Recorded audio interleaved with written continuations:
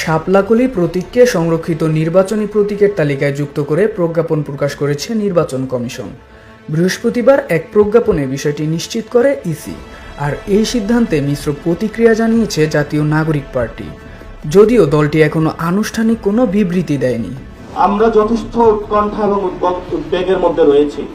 এ সম্পর্কে দলটির মুখ্য সমন্বয়ক নাসির উদ্দিন পাটোয়ারি বলেন, ইসি ইচ্ছাকৃতভাবে শাপলাকে পূর্ণ প্রতীক হিসাবে তালিকাভুক্ত করেননি। তিনি হুঁশিয়ারি দিয়ে বলেন, এসব খেলা চলতে থাকলে আমরা নির্বাচন কমিশন ঘেরাও করব। জনগণের কাছে জিনিসটা স্পষ্ট করতে পেরেছে। এনসিপির যুব শক্তির আহ্বায়ক অ্যাডভোকেট তরিকুল ইসলাম বলেন, অভ্যুত্থান পরবর্তী ইসি এক ধরনের জমিদারি ব্যবস্থা কায়েম করেছে। জনগণ চায় শাপলাই হোক এনসিপির প্রতীক। অন্যদিকে যুগ্ম আহ্বায়ক খালেদ সাইফুল্লাহ তার ফেসবুক পোস্টে বলেন, কেন শাপলা প্রতীককে তালিকাভুক্ত করা গেল না?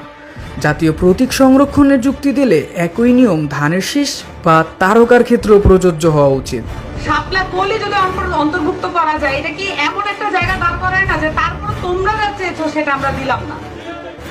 সিনিয়র যুগ্ম আহ্বায়ক সামান্তা শারমিনের মতে, শাপলার কলি দিয়ে ইসি আসলে একটি মনস্তাত্ত্বিক চাপ দিতে চাচ্ছে। তিনি বলেন, তারা বোঝাতে চেয়েছে এনসিপি এখনো ফোটেনি। এমন মনোভাবের কমিশন দিয়ে সুষ্ঠু নির্বাচন সম্ভব নয়। তোমরা এখনো বাচ্চা। এই যে একটা ন্যারেটিভ দাঁড় করানো, এই ন্যারেটিভটা কার? শাপলাকলি প্রতীকে অন্তর্ভুক্ত হলেও এনসিপি দাবি করছে শাপলাকেই চাই, আর তাতেই নতুন করে উত্তাপ ছড়িয়েছে নির্বাচনী অঙ্গনে।